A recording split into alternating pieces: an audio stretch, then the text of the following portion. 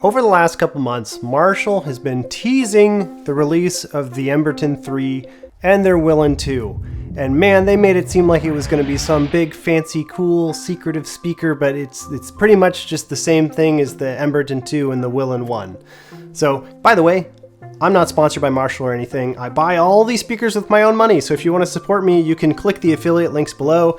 Here you go. This is the Marshall Emberton III. And as you can see here, it looks pretty much the same. However, when I was unboxing it, I was a little disappointed when I saw how much they degraded the quality of the logo. As you can see on the old Marshall here, on the logo branding, they have pretty much every detail of the logo cut out in plastic to where you can see the grill behind it. But on the new one here, they've got it pretty much just on a blank slate of plastic, and even the quality, I don't like to see quality degradation. I want it to get better. Here's the big differences. Honestly, there's not a lot. The Marshall Emberton III here has 2 hours more of battery life at a total of 32 hours, and has Bluetooth 5.3 low energy Bluetooth. They can't even use it right now. Whereas the previous Marshall Emberton at least has stack mode, where you can stack it or basically just pair it with other Marshall Emberton 2s or Willin 1s.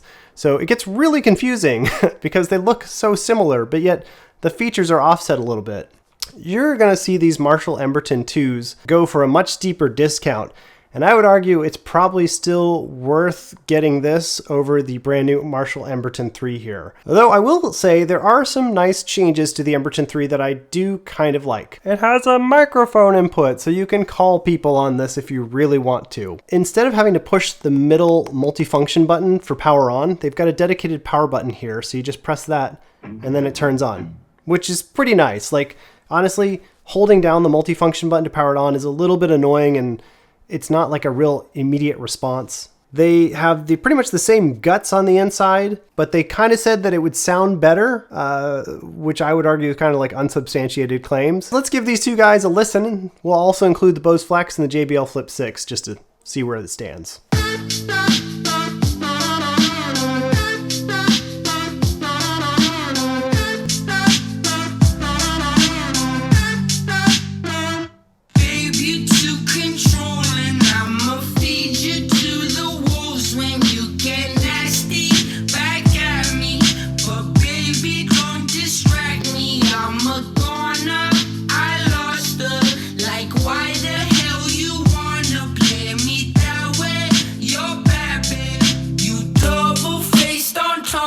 Life goes on and on and on and on and on and on and on and on.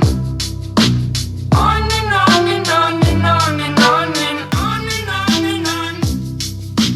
On and on and on and on and on and on and on and on.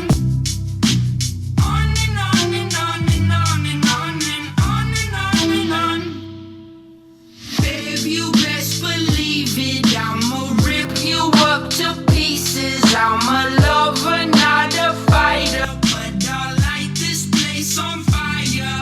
I want it, but baby, at least I'm honest. I get tired of explaining as these seasons keep on changing. Life goes on and on and on and on and on and on and on and on. Yeah, yeah, yeah, on and on and on and on and on. Frankly, I'm going to tell you, I actually still prefer the Emberton 2 over the Emberton 3. What I kind of noticed, and maybe I was imagining it, was just that the treble was a little bit higher in the Emberton 2. Like, I felt like I heard the snares, some of the high-pitched noises a little bit more clearly. Honestly, the Emberton 3 sounded just a little more like muted overall. They're really close. Like, you wouldn't be able to tell a difference unless you're really listening for it like I was just now. I will say, I still think the Bose had the best overall sound compared to everything here today.